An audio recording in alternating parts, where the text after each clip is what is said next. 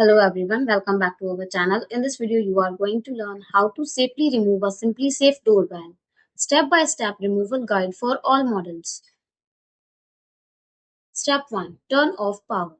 If your SimpliSafe doorbell is wired, switch off power to the doorbell circuit at your home's breaker panel before removing it. This helps prevent electrical shock and protects the device. Step 2. Locate the security screw.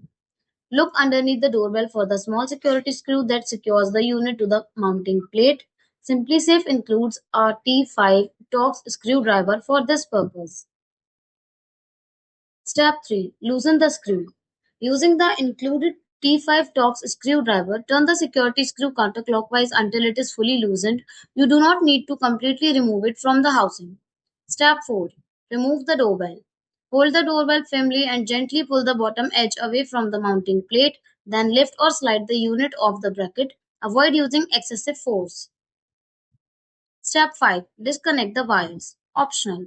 If you are replacing or relocating the doorbell, loosen the terminal screws on the back. Carefully remove the two low voltage doorbell wires.